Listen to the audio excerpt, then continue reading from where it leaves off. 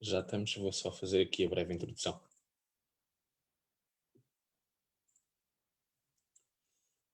Ora, muito boa noite a todos. Estamos aqui com mais um webinar. Esta noite vamos ter connosco o Pedro Machado, é presidente do Turismo do Centro e que nos vai falar sobre o turismo do Centro de Portugal, os projetos que tem feito, alguns prémios que o Turismo do Centro tem ganho e também nos vai falar, obviamente, dos pontos, de alguns pontos turísticos do centro do nosso país. Pedro, muito boa noite. Telmo, boa noite. E obrigado pelo convite, obrigado pelo desafio de podermos conversar aqui um bocadinho com a TecnoRei e com aqueles que nos queiram acompanhar através das redes sociais.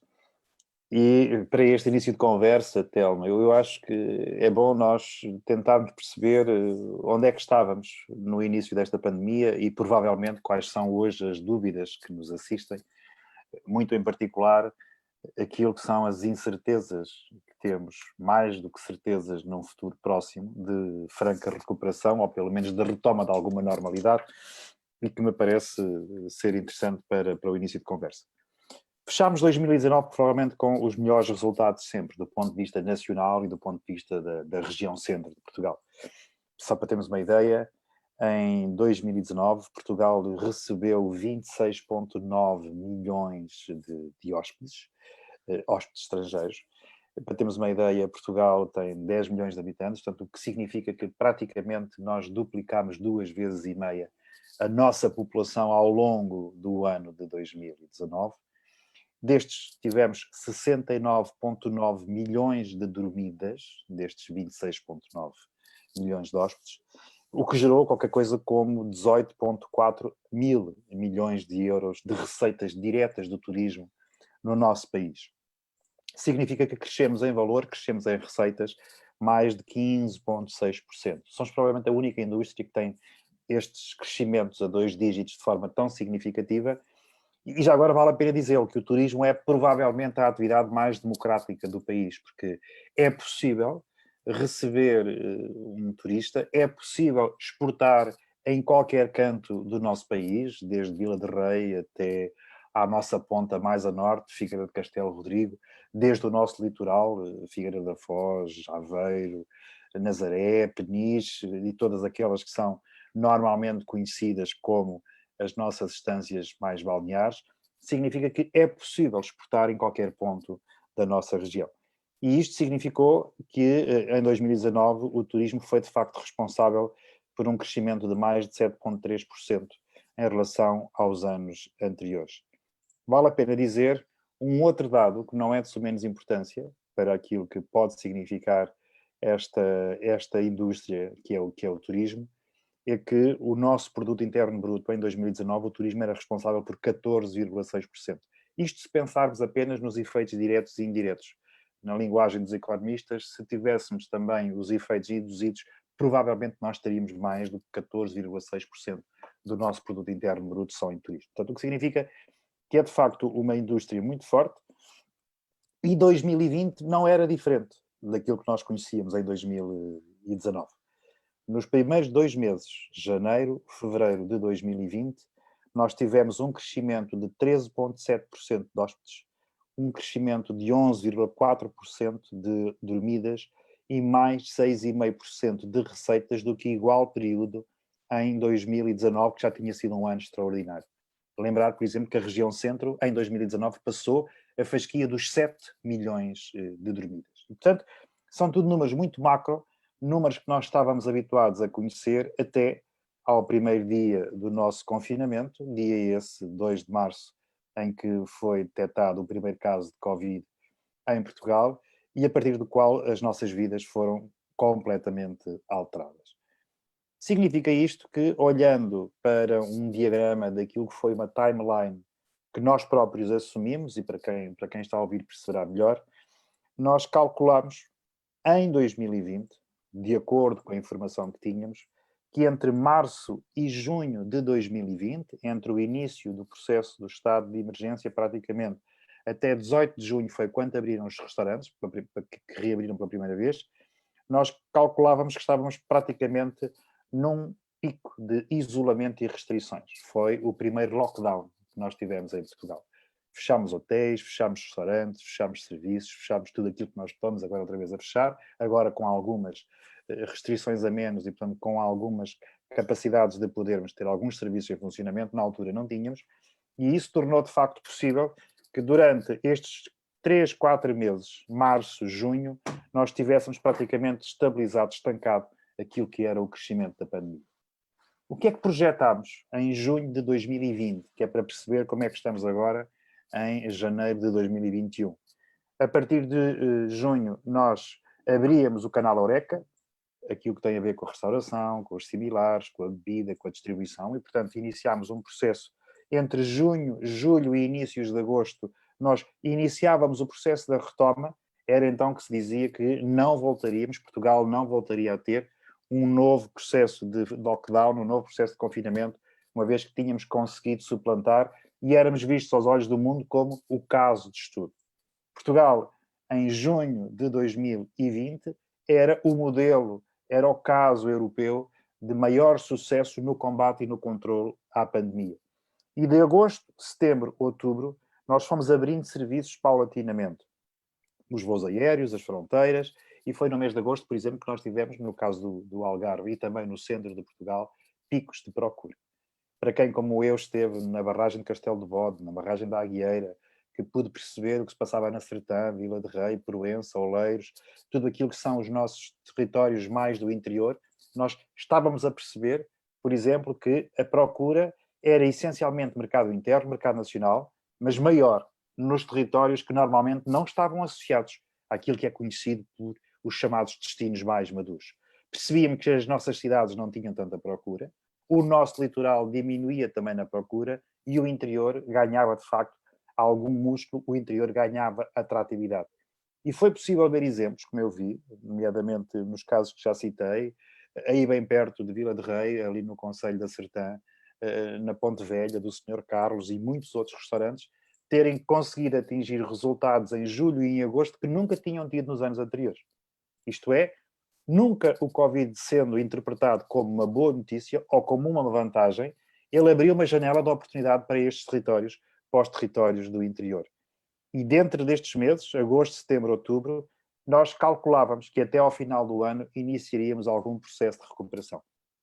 Ninguém estava preparado para a tal segunda vaga, ou pelo menos, sabendo que ela podia existir, não foram tomadas as medidas que, como agora está aprovado, que vieram a fazer com que a segunda vaga fosse ainda mais letal do que a primeira vaga e que Portugal não estivesse, como estava hoje, supostamente preparado para poder vir a receber esta segunda vaga.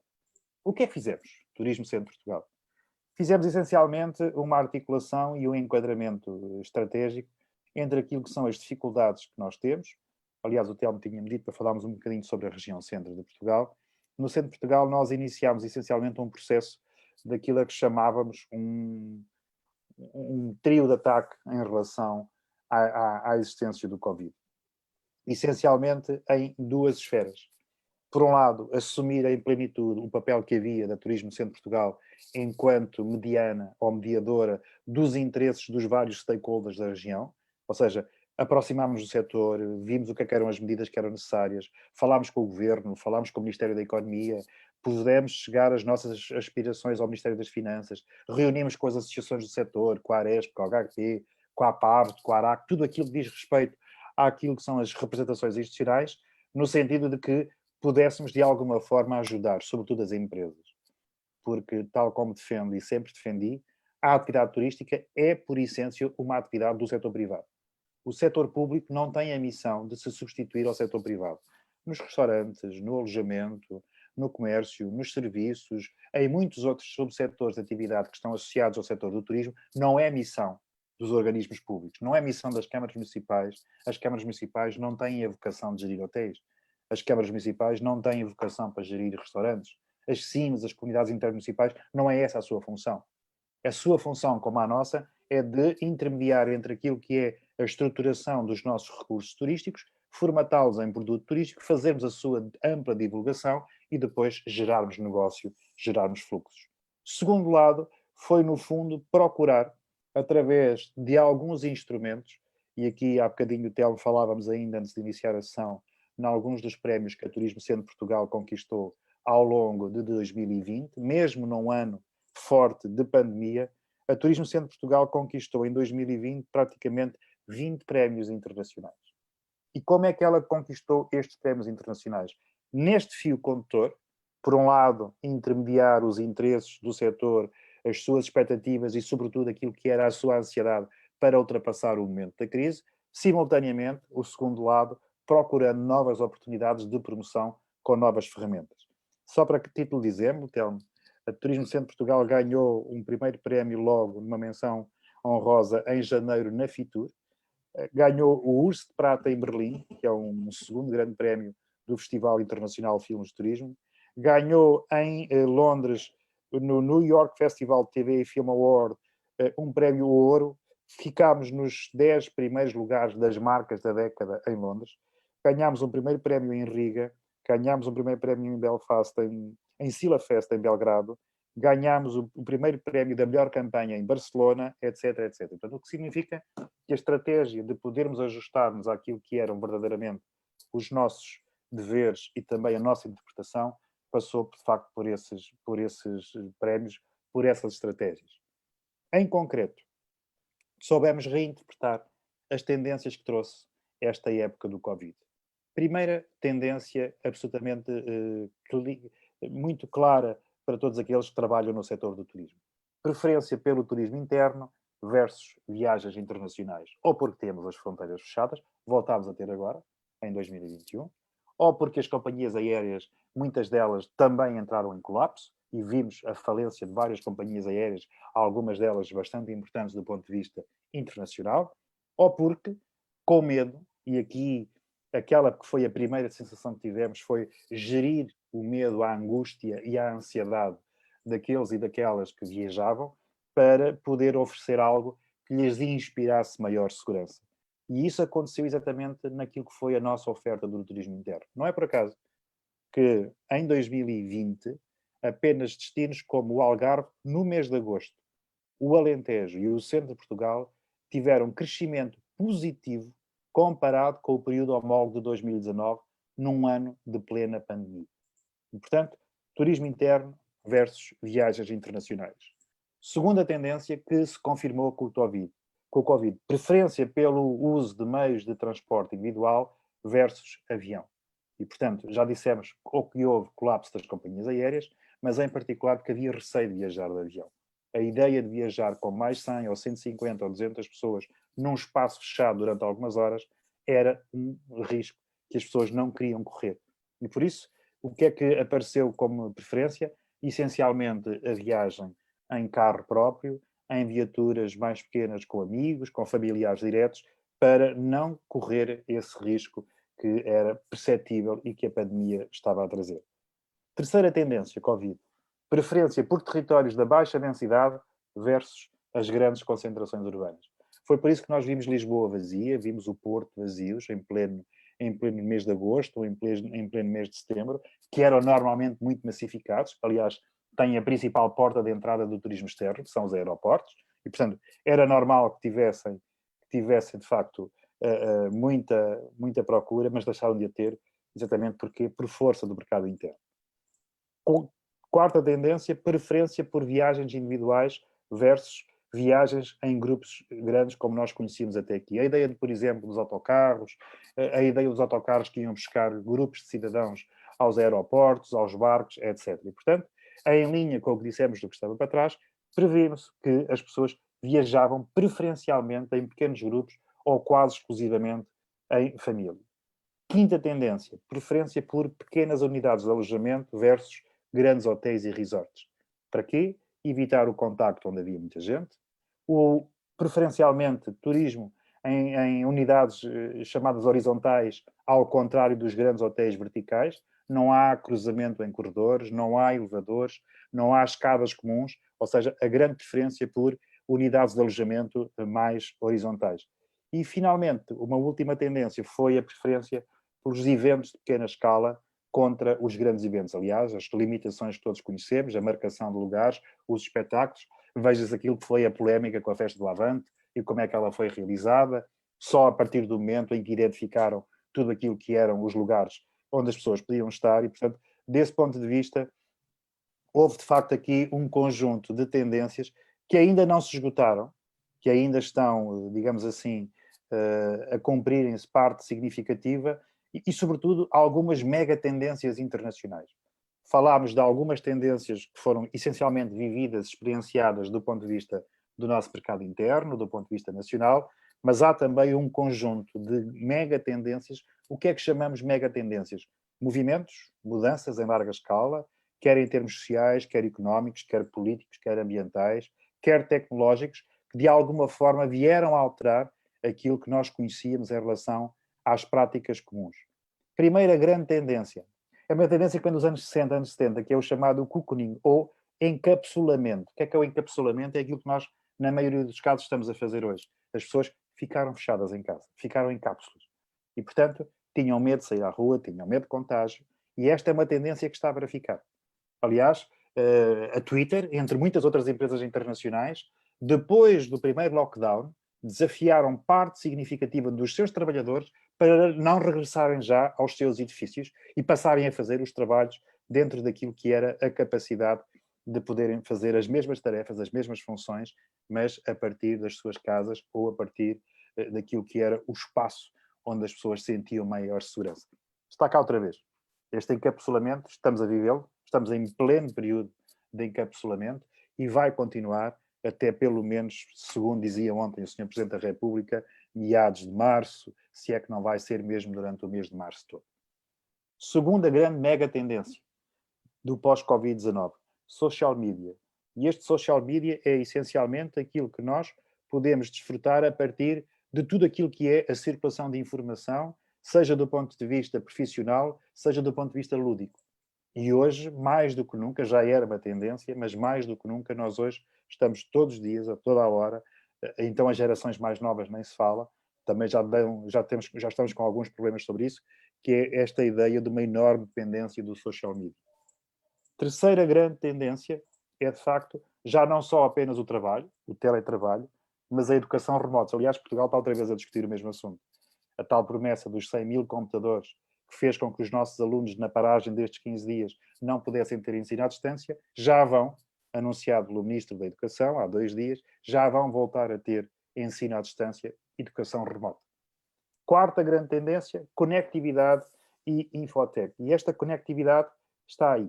Já era, em muitos casos, já era uma ferramenta e um instrumento poderoso para desenvolver a nossa atividade profissional, mas é muito interessante percebermos, por exemplo, uma nova tendência em territórios como o nosso, que é, por exemplo, a dos nómadas digitais. E os nómadas digitais são possíveis a partir desta conectividade. E é possível através da distribuição da banda larga em muitos territórios que até aqui não tinham essas condições, não tinham essas características. E os nómadas digitais estão aí. Aliás, é muito interessante estudar o fenómeno dos nómadas digitais.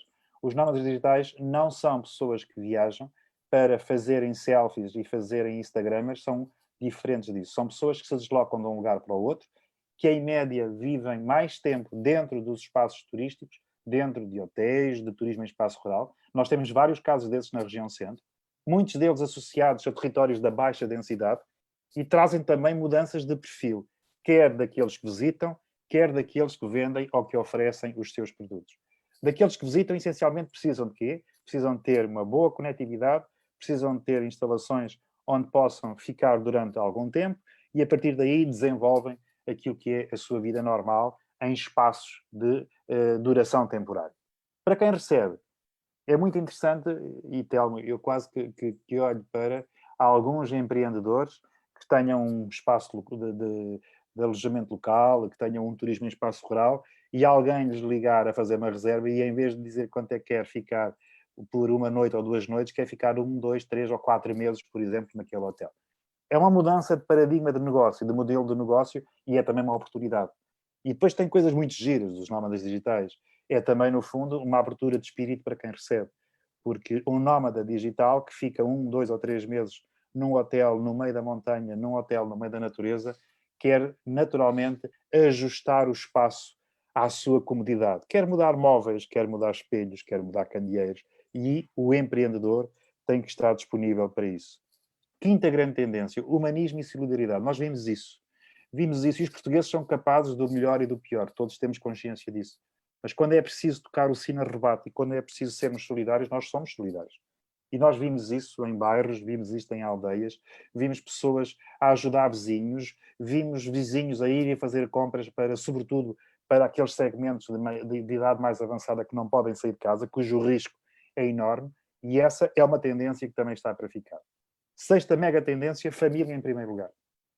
Família em primeiro lugar significa que, para muitos, há alguns casos não isento de alguns pequenos conflitos, mas a família em primeiro lugar significa que a esmagadora maioria dos portugueses, por encapsulamento, por teletrabalho, por educação remota, perceberam e revalorizaram a importância da família. É muito engraçado nós cruzarmos isto com outros dados, nomeadamente no que diz respeito aos processos de licenciamento de obras particulares em algumas câmaras municipais, em que durante o confinamento, durante o lockdown de 20 e depois, aumentou exponencialmente o pedido de obras particulares, sobretudo de alteração daquilo que eram as casas que nós conhecíamos até aqui.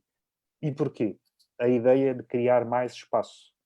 Porque para muitos, que nós sabemos, sobretudo em perímetros urbanos, em vivências mais urbanas, uma família clássica portuguesa, um casal com 2 filhos, normalmente viviam num T2 ou num T3 e perceberam, para estarem os 3 ou os 4 em simultâneo em casa, e em simultâneo em casa ligados a computadores, estes espaços passaram a ser curtos. E isto trouxe também uma nova oportunidade.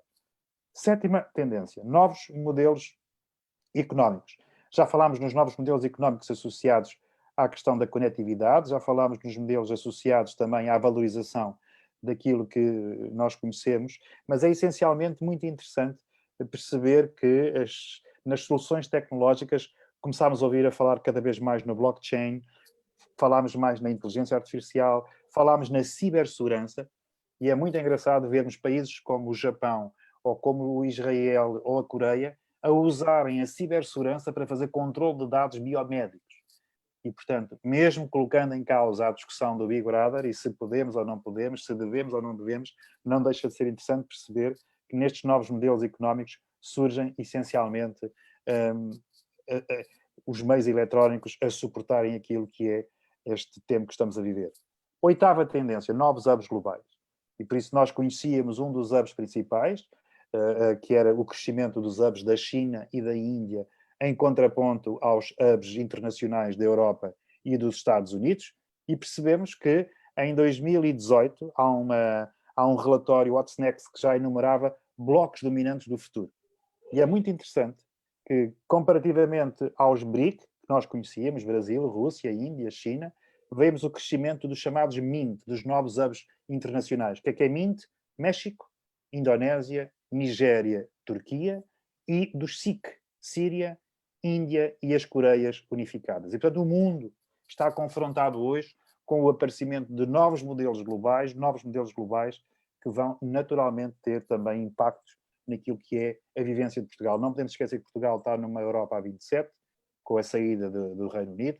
Portugal vive essencialmente com 23 mercados internacionais, mercados divididos em vários patamares, mercados de crescimento consolidado, mercados emergentes, mercados de aposta seletiva e, portanto, estamos a falar de um posicionamento estratégico que Portugal tem que continuar a ter. Nona mega tendência, globalização, que é a ideia da preocupação com o pequeno empresário, com o comerciante local, com o autónomo que tem direcionado a atenção das grandes empresas multinacionais para pequenos comerciantes locais. Aquilo que alguns diziam, Golias que se cuide porque os Davides estão a chegar com o apoio massivo das populações. Porquê? Porque temos medo das grandes superfícies, temos medo dos ajuntamentos, temos medo de estar no meio de muita gente e os nossos pequenos comércios, de alguma forma, revisitaram-se e puderam, de alguma forma, apresentar aquilo que era chamada pela gig economy, ganha força, ganha terreno, ganha escala e continua por aí. E, finalmente, novos modelos de negócio. E destes novos modelos de negócio, que é a 10ª mega tendência que o Covid nos trouxe, podemos falar principalmente em potenciais perdedores versus potenciais ganhadores. Potenciais perdedores, claramente o turismo e o lazer.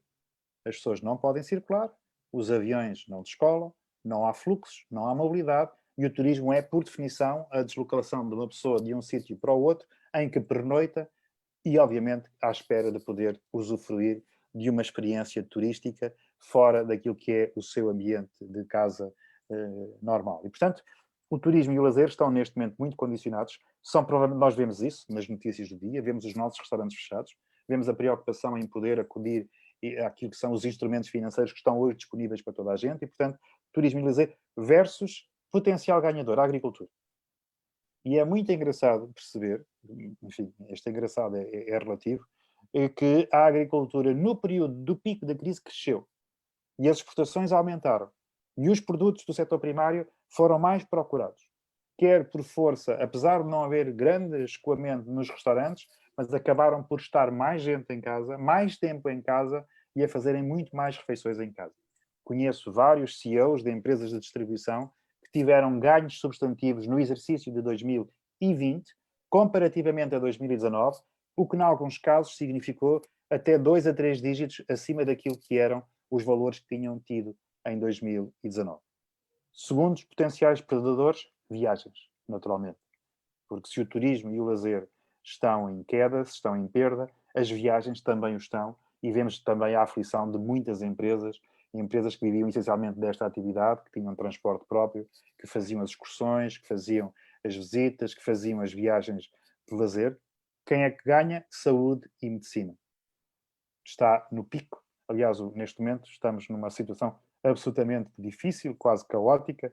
Há dias ouvi o senhor ex-ministro Adalberto Campos Fernandes dizer que estamos num carro desgovernado. Ora, um carro desgovernado só tem 2 saídas. Ou bate contra uma parede ou uma árvore, ou cai num qualquer precipício. Portanto, infelizmente é isso que estamos a sentir, com cerca de 300 mortos por dia, que é uma coisa que, enfim, muito ou ninguém compreende. Outro potencial perdedor, a manufatura não essencial. O que é que ganhou? O e-commerce e os negócios digitais. Vimos isso em muitas das nossas unidades, até de produção artesanal. Vimos câmaras municipais, vimos comunidades intermunicipais lançarem plataforma de vendas de produtos endógenos, da fileira do vinho, do queijo. Vimos feiras de queijo digitais, já em territórios que provavelmente difíceis de percepcionar, que em 2020 iniciassem um processo de venda direta através das plataformas online, e nós assistimos a tudo isso. Eu participei em várias com a senhora Ministra da Agricultura e outros elementos até do governo, onde se percebeu que o e-commerce e os negócios digitais eram potenciais ganhadores com este processo, com este período de Covid. Negócios imobiliários em queda, ganhadores comércio tradicional, negócios perdedores os combustíveis, negócios ganhadores o bem-estar, a qualidade de vida, a logística e o entretenimento digital, entre muitos outros. Quero com isto dizer, Telmo, que durante este ano que agora findou e para o qual estamos a iniciar um novo ano, infelizmente nós partimos para este lockdown muito pior do que partimos em 2020. Em 2020 tínhamos todas as incertezas porque desconhecíamos o que era viver em pandemia, desconhecíamos o que era viver num sistema bloqueado como aquele que estamos a viver hoje, mas o problema é que em 2019, 2020 em particular, já se perderam muitas empresas. Muitas dessas empresas tinham, por força da experiência de 2019, feito muitos investimentos. Alguns desses investimentos na recuperação de edifícios, na ampliação dos seus hotéis, na ampliação dos seus restaurantes. Muitos deles tinham apostado nas novas tecnologias, na inovação, na economia circular, em processos de sustentabilidade ou de green tea, no fundo ajustando-se àquilo que são as novas vagas, e agora percebemos que parte significativa desse esforço está posta em causa. Talvez por isso seja tão importante nós refletirmos estas tendências, refletirmos aquilo que está a acontecer e, muito em particular, dizer da nossa parte, do Turismo Centro de Portugal, hoje a nossa preocupação máxima é naturalmente podermos estar ao lado das empresas e, sobretudo, a procurar cada vez mais fazer com que os instrumentos financeiros possam ser disponibilizados. Eles estão anunciados, o programa Apoiar, o apoiar.pt, restauração, alojamento, etc. A nossa preocupação neste momento é muito no sentido de que estes apoios possam ser regulamentados rapidamente. Só para termos uma ideia, na linha de apoio à tesouraria do Turismo de Portugal, essencialmente os CAIs 55 e 56, o alojamento e a restauração. as moratórias, as linhas de crédito, tudo isto está neste momento a ser disponibilizado e eu acho que, de uma forma global, é muito importante que tenhamos esta consciência de chegarmos perto das empresas. E aquilo que era durante muitos anos visto quase como uma fatalidade, as empresas que se instalavam nos territórios da baixa densidade, as empresas que estavam associadas ao interior e que não tinham nem sentiam a competitividade e a atratividade, por exemplo, dos destinos associados aos litorais. O litoral normalmente com mais fluxo, porque está naquilo que é a coluna vertebral do país, com muito boa acessibilidade naturalmente rodoviária, mas principalmente a acessibilidade aérea. Lembrar que Portugal, durante estes últimos anos, mais de 76% da sua operação internacional está feita através das portas de entrada, que são os aeroportos, e, portanto, provavelmente até cresceu. Hoje devemos estar acima dos 80% do ponto de vista global da operação com os mercados externos, são feitos através dos aeroportos. Portanto, havia aqui uma certa tradição em que estes processos e sobretudo, estes destinos tivessem mais vantagem competitiva. Hoje não é assim. Hoje percebemos, com todas estas tendências, sobretudo tendências que estão ainda a serem mais materializadas. Eu não quero amassar muito tempo, Telmo, dir-me-á o tempo que ainda temos, mas essencialmente tem 3 grandes apostas que estão a ser feitas neste momento com o turismo de Portugal. Enoturismo. Portugal quer posicionar-se como o melhor destino de enoturismo a nível mundial. E é muito interessante, porque, ao contrário do que poderia pensar-se, Portugal de facto é um país muito pequeno, mas tem uma diversidade de castas extraordinária. Eu estive em 2019 na África do Sul, estivemos a ver as boas práticas do enoturismo na África do Sul, e é muito interessante que aquele país do novo mundo, como eles dizem, que é fortíssimo do ponto de vista da exportação e do enoturismo, tem 2 castas autóctones. Portugal tem registadas no Instituto da Vinha e do Vinho 255 castas autóctones. E a grande questão que eles nos colocavam é como é que é possível? Como é que um país tão pequenino, com 10 milhões de habitantes, pasme-se, tem essa capacidade de poder gerar uma diversidade de 252 castas autóctones para se poder, de facto, posicionar para este mundo tão competitivo como é o mundo dos vinhos. E, portanto, Portugal estamos a gerir. Nós temos 5 regiões vitivinícolas do centro de Portugal, Bairrada, mais forte nos brancos, nos espumantes, Viseu de Lafões. Viseu de Lafões, essencialmente, muito vocacionada para os tintos, agora também para os brancos, quer os encruzados, mas em particular a Touriga Nacional, a Tinta Roriz e outras castas de tintos. Estamos a ter extraordinárias experiências com a beira interior, o caso dos vinhos de altitude, mas castas como a Síria e outras que são, de facto, um extraordinário resultado, muito bem qualificadas até do ponto de vista de concurso nacional e internacionais, e, portanto, a beira interior tem feito um progresso extraordinário. Vinhos do Tejo, também faz parte do centro de Portugal, pese embora a sede esteja em Almeirim, que já pertence ao Ribatejo, mas toda aquela corda de Tomar, Abrantes, Torres Novas, entroncamento, é do centro de Portugal e, portanto, temos a região dos vinhos do Tejo. E, finalmente, a quinta região, que são os vinhos de Lisboa. Por incrível que possa parecer, a sede da região vitivinícola de Lisboa está em Torres Vedras está no coração do centro de Portugal e também daí estamos a falar da região mais exportadora. Segundo produto que estamos a estruturar, ecoturismo. E aqui o ecoturismo num casamento extraordinário com o turismo de natureza. E, portanto, nós iniciamos esse trabalho. O ecoturismo é essencialmente um novo enquadramento histórico e outras definições associadas a um turismo sustentável. Começou essencialmente em 1965 com uma obra de Etzer que chamava-se Environment, Tourism and Culture e centrava a tese em 4 premissas. Respeito pelas culturas locais, minimização dos impactos ambientais, maximização da satisfação do turista, maximização dos benefícios atribuídos às comunidades locais. E, portanto, falar hoje em ecoturismo é falarmos destes princípios que nasceram em 65, mas aqui já com uma especificidade. Maximização dos benefícios atribuídos às comunidades locais. Isto vale para tudo. O grau de satisfação das comunidades locais é um imperativo. E é um imperativo para quem planeia, para quem programa, para quem vende, para quem quer atrair pessoas a qualquer um dos destinos.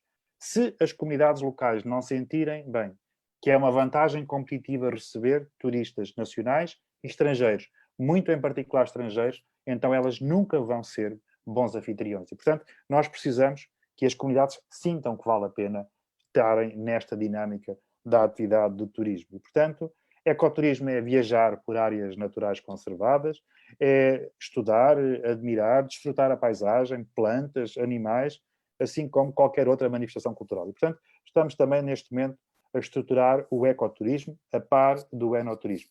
E, obviamente, para terminar, Telmo, nesta primeira fase, não podemos escamotear aquilo que é um desidrato que está presente não apenas nas nossas premissas da nossa atividade, mas muito em particular no que diz respeito quer à promoção interna, quer à promoção externa, que é uma nova agenda da sustentabilidade. E, portanto, a sustentabilidade, as alterações climáticas não são chavões, são mesmo preocupações que nós temos pela frente.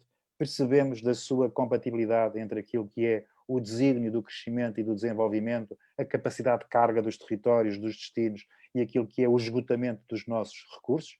E, por isso, num processo de recuperação para 2021, sobretudo ao nível dos mercados internacionais, nós estamos muito apostados em fazer valer. Em primeiro lugar, as 17 ODS da Organização Mundial do Turismo e da ONU, em que procuramos questões tão básicas como a erradicação da pobreza, o combate às alterações climáticas, aquilo que é a economia azul, etc. Portanto, todas estas premissas estão na estratégia de Portugal para 2020 e 2021, essencialmente neste eixo da sustentabilidade, mas também no eixo da digitalização. E, portanto, teremos mais atividade, teremos mais fluxo, teremos mais intervenção nacional e internacional, essencialmente assente naquilo que é hoje o processo da digitalização. O offline está cada vez menos em uso, a nossa participação até do ponto de vista internacional nas feiras está reduzida à metade. Portugal participava em 22 feiras internacionais, neste momento estamos apenas com 12 grandes feiras turísticas internacionais e por isso vamos apostar mais em quê? Na articulação com as empresas, ao nível das regiões, em alinhar mais os destinos regionais da oferta Portugal e, obviamente, procurar cada vez mais penetrar em mercados que são mercados que nós já conhecíamos, mas que vamos ter em 4 níveis. Mercados de proximidade, mercados que consideramos de evolução, mercados de crescimento e mercados de adaptação seletiva. Este é, grosso modo, estimado Telmo, uma radiografia em 40 minutos daquilo que fazemos, do que estamos a fazer e provavelmente, depois de dizer isto tudo, ficarmos ainda mais conscientes do que é que falta fazer. Eu estava aqui há uns dias a ver o vosso site e tem aqui uma frase que eu acho que explica tudo, que diz lugares que respiram história, lendas, costumes e tradições, onde todos os cenários são mágicos e libertam por energia, onde poderá conhecer ou redescobrir o palpitar do coração de um país. Estamos a falar de 100 municípios do turismo do centro. Estamos a falar numa enorme placa geográfica, que são 100 municípios. O centro de Portugal é a maior região administrativa turística do país. Para os nossos, quem nos está a seguir, terem uma percepção, o Algarve são 16 municípios, todo o Alentejo são 58, a região de Lisboa são 18, nós somos 100. O que significa que o centro de Portugal tem mais câmaras municipais, tem mais municípios do que Lisboa, o Alentejo e o Algarve somados. Portanto, o que significa que há aqui uma enorme diversidade. É possível, sem sair do centro de Portugal, termos uma experiência de neve neste momento, podemos ir ali à Serra da Estrela e vemos a neve, e depois, se nos afastarmos, se formos até à Costa Nova, se formos até à Praia da Tocha, se formos à Praia de Mira, se formos à Praia de Buarques ou ao Cabedelo, se formos, enfim, a tantas outras, é possível ter a mesma experiência no mesmo dia, sem sair dentro da mesma região da Serra ao Mar ou do Mar à Serra. Vocês, independentemente disto do Covid, continuam, através do site do Turismo do Centro e das redes sociais, a divulgar tudo o que engloba o turismo do nosso centro, digamos assim, que é o turismo religioso, o turismo fotográfico, que vocês partilham frequentemente fotos, por exemplo, no Instagram do Turismo do Centro. Ou seja, as pessoas podem pensar que vocês estão parados, mas a realidade é que isto não para. Não estamos. Não estamos, Telmo. E porquê é que não estamos? Porque levamos muito a sério a nossa missão. E a nossa missão implica, sendo uma estrutura que faz essencialmente a valorização e a promoção da marca Centro de Portugal, Eu estudei isso, sobretudo num grande relatório feito pela Endelman. A Endelman é uma consultora alemã. E quando pensamos no processo de comunicação das marcas, em tempo de Covid, o estudo feito em mais de 20 países, onde estão os G8, os países mais ricos do mundo, mas também aqueles países com quem nós competimos, disse-nos que 4 conclusões essenciais em relação às marcas. E vale para as marcas do turismo como vale para o resto. Primeiro, as marcas têm um papel a desempenhar e, por isso, neste momento, não é o tempo delas desaparecerem. É o tempo delas marcarem presença. E por isso é que nós, ao longo de todo este período, comunicamos ciclicamente e temos um conjunto de peças que saem semanalmente, este ano, quer no Observador, quer através daquilo que é a estratégia da própria divisão de comunicação da Centro de Portugal, onde temos alguns colaboradores a trabalharem insistentemente, quer na gestão das redes, mas essencialmente na criação de conteúdos. Aliás, o conteúdo que hoje foi lançado é um conteúdo até bastante interessante e que tem a ver exatamente com isso, Telmo. Tem a ver exatamente com isso que nós estamos aqui a dizer agora. Este conteúdo é preparado essencialmente pelas equipas do Turismo Centro de Portugal e o conteúdo de hoje é dedicado a estas experiências, tocar o céu, tocar as estrelas, respirar. Ou seja, no fundo, estamos a procurar diariamente criar motivações para que as pessoas logo tenham a oportunidade de experimentar. E, portanto, primeira questão, que as marcas não podem é desaparecer. Porque se as marcas desaparecem no meio de tanta poluição, entre aspas, de informação, no meio de tantos caos, de tantos países, de tanto Covid, as marcas acabam por deixar de ser percepcionadas. Segunda premissa básica para a comunicação, para quem comunica, as marcas devem ajudar a resolver problemas, não devem vender coisas que não são possíveis de concretizar. Aquela ideia de, muitas vezes nós vemos em revistas, em filmes, em vídeos, em podcasts, em tantas coisas, que é mostrarmos um destino idílico e depois o cliente chegar lá e não é nada disso. Portanto, as marcas têm que comunicar com verdade e têm que comunicar coisas que são execuíveis. Sabemos que neste momento nós fizemos isso e ganhámos o primeiro prémio em Barcelona quando dissemos aos portugueses: este é o tempo de ficar em casa. O filme O Haverá Tempo. E o Haverá Tempo diz exatamente isso. Voltaremos a abraçar-nos, voltaremos a viajar, voltaremos a estar com os nossos amigos. Haverá tempo para voltarmos aos restaurantes, para voltarmos à praia, para voltar à serra. Mas este é o tempo de ficar em casa. Era essencialmente um filme que fazia apelo à cidadania. E, portanto, respeitando este racional de comunicação marca, que nós trabalhamos à séria, e do qual, portanto, percebíamos que as marcas não podem deixar de comunicar com verdade. Terceiro patamar, as marcas devem comunicar com emoção.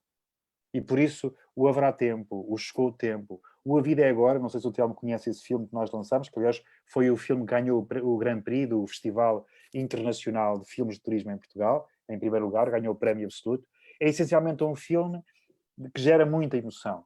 É uma criança que nasce, é um hino à vida, é um hino aos profissionais de saúde, é um hino à beleza da natureza, é um hino à paz, porque tem ali no concelho, bem perto de vocês, aqueles centros de terapia e não só, espaços zero no caso de Oleiros e não só, portanto, foi filmado todo ele no centro de Portugal e era de facto um filme comunicar com muita emoção, comunicar com paixão, para que as pessoas sentissem: eu gostava de fazer aquilo, eu quero ir ver aquele sítio, eu quero estar lá, eu quero perceber o que aquilo é. E, portanto, e finalmente as marcas, já o dissemos, também são essencialmente úteis para resolver problemas às pessoas. E, portanto, elas não podem desaparecer, não podem atuar sozinhas, têm que comunicar com verdade, têm que comunicar com emoção e têm que ajudar a resolver problemas concretos. E foi isso que nós procurámos fazer. E neste momento, um dos problemas concretos que nós temos é que temos que ficar em casa. Portanto, não podemos viajar. Então, o que é que estamos a dizer às pessoas? Estamos-lhe a mostrar o que é que podem fazer logo que seja possível sair deste espaço de lockdown. Pedro, se tivesse que descrever esta zona centro a nível de turismo em 4 palavras, quais usaria? Diversa, rica, humana e provavelmente, eu diria, desafiante, porque é uma paisagem muito rica e muito diversa, porque elas são de facto compostas por territórios com características e produtos muito diferentes. Ela é muito humana porque é muito hospitaleira, é de facto, é uma região que tem o melhor do ADN daquilo que é o ser português na sua plenitude. Não é que signifique que esteja contra mais ou menos as outras regiões, mas nós somos um bocadinho de tudo, temos um bocadinho destas culturas beirã esta beirã alta, esta beirã baixa, esta beirã litoral. Portanto, esta cultura beirã é de facto algo que está no ADN dos nossos portugueses e, portanto, ela é diversa, ela é rica, ela é humanista, ela é hospitaleira. Portanto, há aqui um conjunto de adjetivos que podíamos associar à marca e ao território do centro de Portugal. Entretanto, aqui no Facebook temos uma pergunta de um senhor chamado Pedro Jorge, que pergunta, por se estar a falar em turismo, o enoturismo itinerante, no caso concreto do autocaravanismo, com o Sim. novo decreto de lei do governo e permoito, é quase impossível em muitos municípios do centro. Qual a solução? Eu tenho acompanhado esse processo, aliás, com bons amigos que estão na Federação Portuguesa de Autocaravanismo. Tenho feito chegar, quer ao Turismo de Portugal, quer a outras instituições, parte significativa dessas preocupações. Houve uma evolução. Existem hoje alguns espaços melhorados, nomeadamente os últimos que eu conheci, Pampilhosa da Serra ou Ilha, fizeram bons investimentos no sentido de criarem as melhores condições para receber as autocaravanas e em segurança, inclusivamente com aquele dispositivo que permite que os parques sejam fechados para que as autocaravanas tenham o máximo de segurança para que não sejam não só vandalizadas, mas mais do que isso, para que as pessoas que estão a descansar não sejam perturbadas. E, portanto, sim, comungo dessa preocupação. Há muita coisa que ainda precisamos de fazer, há muitas limitações que precisamos de fazer e há muito investimento municipal que deve ser feito. Já agora, uma segunda ideia que às vezes existe é que, normalmente, não se olha para as autocaravanas ou para o autocaravanismo como uma vantagem, antes, pelo contrário, é mais uma ameaça. Eu discordo. Acho que as pessoas que vêm nas autocaravanas, de facto, não consomem alguns noites nos hotéis, noites nos nossos alojamentos locais, mas têm um nível de consumo em restaurantes, em supermercados e noutros produtos que também é economia. E, portanto, acho que devemos, provavelmente, respeitar mais e trabalhar mais ao lado de quem está no autocaravanismo. Pedro, resta-me agradecer-lhe por partilhar todo este projeto, este trabalho que tem feito juntamente com a sua equipa. Desejar-lhe os melhores sucessos e os parabéns por tudo isto que tem conseguido na divulgação do turismo do centro. Matheus, foi um prazer. Sempre que possível, tenho muito gosto em participar. Também para desmistificar um bocadinho aquela ideia que normalmente nós estamos sempre muito absorvidos e esgotados nas nossas agendas apenas com os grandes fóruns, os fóruns internacionais. Não, eu tenho o maior prazer em participar sempre que possível em qualquer fórum, independentemente da sua dimensão ou da sua, neste caso, nem é tanta localização geográfica, porque estamos nesta tal digitalização que falávamos há bocadinho, que era uma das tendências que veio com o Covid, mas tenho um prazer enorme em poder associar-me ao vosso trabalho e, sobretudo, ao vosso esforço também para estarem hoje a promover esta webinar. Obrigado mais uma vez. Um abraço. Prazer. Um abraço.